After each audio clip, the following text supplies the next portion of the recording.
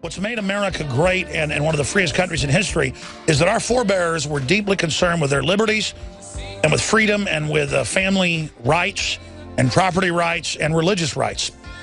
And we are now losing those very, very rapidly and becoming a standard of tyranny worldwide. And some folks that have been fighting for 60-plus years against tyranny is the Skousen family. A lot of them are very prolific and really exposing the heart of what's going on. Of course, Joel Skousen wrote the best-selling Naked Communist back in the 50s, and I remember there were several copies at my father's home, farmhouse, ranch. The whole house is full of books, but there were several copies of that. I remember reading it when I was about 12, and I already read so many history books, it made perfect sense that there are powerful elites that aren't free market. They use communism and socialism and Cloward and Piven, that came out in the 60s, a program to domesticate the population so you have control of them. Since then, of course, Joel Skousen's written many best-selling books and runs World Affairs Brief. He's his nephew. And the reason I introduced that is they've been fighting this tyranny for a long time. He was a Marine Corps fighter pilot before that. And, of course, he joins us now until about 25 after next hour. Then I'll get back into that surveillance news. And then we have a guest joining us in studio with fighting the smart meters that are nothing but Big Brother fraud meters. They also overcharge folks on record. So we're going to have a guest in here who's successfully helping battle that in Austin, Texas, a model for others. But he's the editor at worldaffairsbrief.com. And the reason I wanted to get him on is we made a film about a year ago that's on DVD called Strategic Relocation, based on his best-selling book. He's also probably the top a secure home advisor in the country and the bestseller, the Secure Home. We sell all those two books and the film at InfoWarsStore.com, but I'm not here to plug that today. I wanted to get him on. He's on the road. We appreciate him joining us on short notice because just watching the news the last week, I'd already thought this, but Rob Jacobson ran in here Friday and goes, look at the CFR. They're saying we're going to have war with China, and that's the new enemy, and the pivot out east, and the submarines off our coast, and the missile test, and all the news. And Jacobson crammed a big stack of media in my hands. I'm going to show viewers, radio listeners, I'll read it out for you. China unveils its secretive nuclear submarine fleet for the first time in 4 decades. That's a report out of the Miami News. Here's another one out of Como News out of Seattle. Chinese media show Seattle as potential nuclear target. That came out last week. RAND suggests using land-based ACMs against China. Here's another one. Is China prepared to force a showdown with Japan? And they're also having a drill, though, of China landing during a civil or emergency disasters or other disasters, natural disaster in Hawaii. So we got that report up on InfoWars.com. Here's the Washington Free Beacon. China deploys new bomber with long-range land attack missile. U.S. is the target. And then we've got all these Council on Foreign Relations put out books. I'm not going to have time to get into that because I want to get to our guest, where they basically say prepare for that. And this is while selling us out to China to a great extent. Now, Joel Skousen joins us. And, Joel, I want to give you the floor in the rest of this segment to try to geopolitically, because you really have been the first and main person for a decade or longer saying this will be what developed, and explaining the 3 power blocks to people.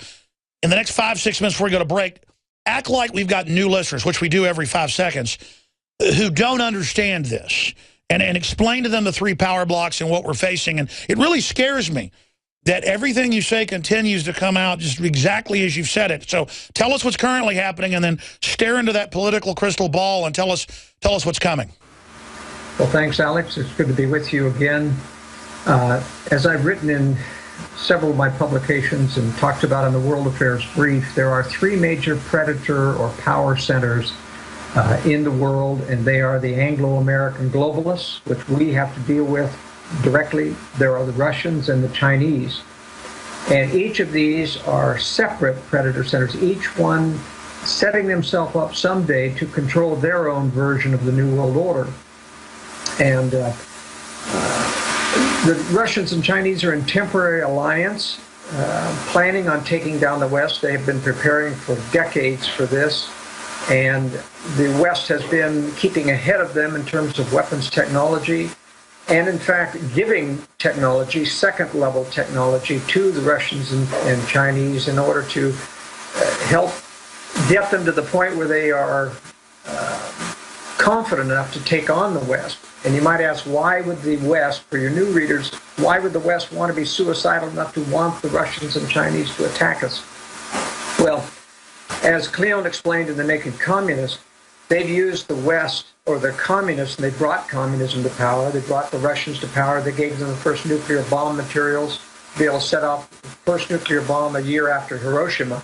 They brought the Chinese to power through cutting off bombs to Chiang Kai-shek, all for the preliminary purpose of breaking down other governments so they didn't get blamed for it. Let the communists break them down. The globalists come in and have an excuse then to remove communists and replace them with globalists. But ultimately, they're going to allow the Russians and Chinese to do a preemptive nuclear strike on America. That's why the United States issued PDD 60, Presidential Decision Directive 60, in 1997 under President Bill Clinton, basically telling our nuclear forces don't depend on launch on warning. In other words, be prepared to launch a retaliatory strike after you've absorbed a first strike from an enemy. And of course, General Butch Neal at the time, Assistant Commandant of the Marine Corps, said, retaliate with what? Once you've absorbed a nuclear first strike, you haven't got much left to retaliate with. But my overall general theory, which I'm presenting now before I go into what's really happening with what you said, is that the globalists want this strike so they can come out of their bunkers, claim innocence, that the Russians and Chinese have deceived us, or deceived them, that they didn't know about this strike coming, and that because our military has been decapitated in that strike, that they'll now be able to goad us into accepting a militarized New World Order to prosecute World War III.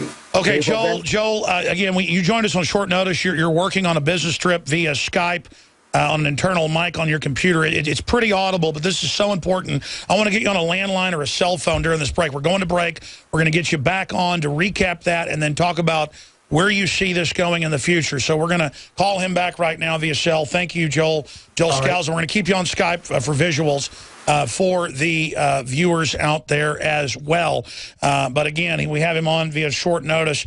Very, very important information. And I hope you're all listening and understanding that their private interest, that and the Communist Party in the case of China, private interest, corporate interest in the case of Russia, but really private mega banking interest in control of the U.S., predator states who are preparing a underground government, a hardened government, a COG, continuity of government, shadow government, and then using the nuclear attack they're pushing for as a way to wipe out our old republic fully. They'll also use a civil war between patriots and the police and military. They want us to fight each other. That's also one of their plans. We need to not let that happen. So that they can then have the republic rise again as a fascist system. And I'm going to have Joel walk through all of that, but it's really heating up and accelerating towards this. He thinks it's 5-10 years out. My only issue is this: if this keeps pushing, it could happen earlier. Or if this is known, just like they tricked the Japanese to attack, that's on record and declassified, will they trick the Chinese to attack this time? And but everything you see in the elites is digging in and getting underground. So Joel Skousen will be with us about 25 minutes into the next hour. Jakari Jackson here, and I want to talk to you for a second about water. You know about ProPure, our flagship water purification system, but check out some of our portable water filter products at InfoWarsStore.com. The clearly filtered water pitcher. Also, for those of you on the go, we have the Athlete Edition filtered water bottle and the RAD Eliminator Pro filtered sports bottle that removes radiation. And keep in mind, we have replacement filters for all of these products. The ever popular grab and go bag favorite, the Life Straw, the Crystal Quest shower filter system, and the Aquapod kit, great for mass storage of water. And while you're at the InfoWars shop, pick up a copy of our latest book, 31 Days to Survival. You can find all this and more at the InfoWarsStore.com. And don't forget, it's your support that funds our operation. Sign up for our free newsletter at InfoWars.com/newsletter.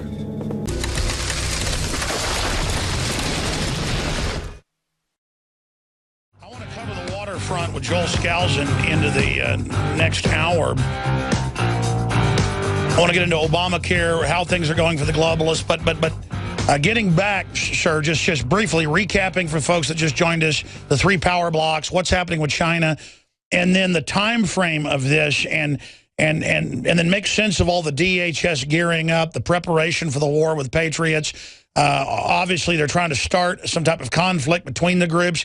Is that another one of their plans, or is that to preposition the idea that after the collapse, the enemy will be mopping up the liberty movement? I mean, I just see preparation for war with real Americans, and then preparation for war with the Chinese, doing everything they can to let them encircle us, but also mess with them into attacking us.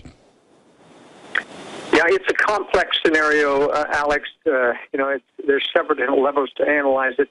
If I could just briefly recap here. First of all, since 1900, the Western globalists have been attempting to build the 2 major enemies that will attack us someday, and that is Russia and China. They brought them to power. They created them. That doesn't mean that they control them, however. They've actually created independent enemies, and there's no shortage of them around the world. And, Satan is involved in inspiring evil men to rise up. A lot of people say, why can't we have peace in the world? The reason we don't have peace is because there is systematic evil in the world that will always continue to rise up. But we are having to deal with systematic evil within our own government, what I call the dark side of government.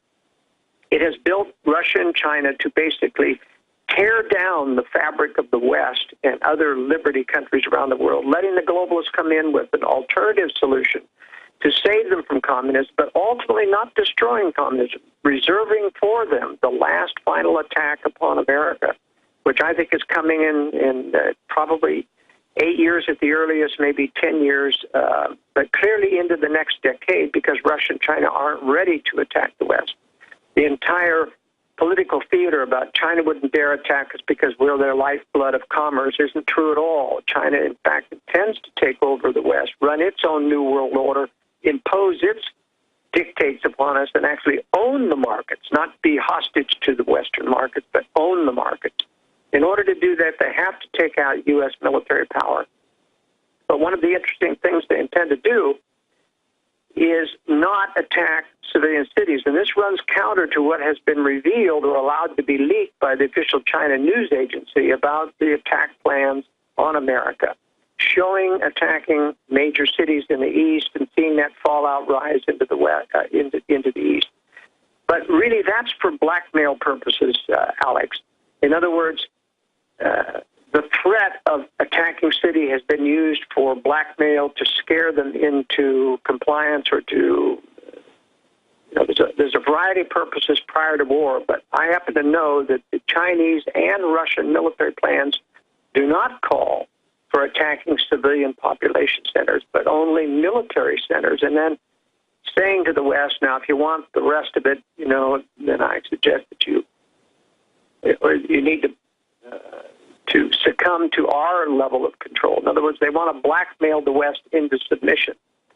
Well, the West knows about these plans. They know that there'll be a military decapitating strike on America someday, but they intend to deceive the Russians and Chinese, who think we can blackmail us into submission by not submitting to that blackmail. They'll in fact pull out an entire group of secret weapons that they've been building and prosecute the war, but they won't do it in the name of the United States. They'll do it in the name of this new militarized globalist government that they'll talk us into the necessity of in terms of prosecuting this war.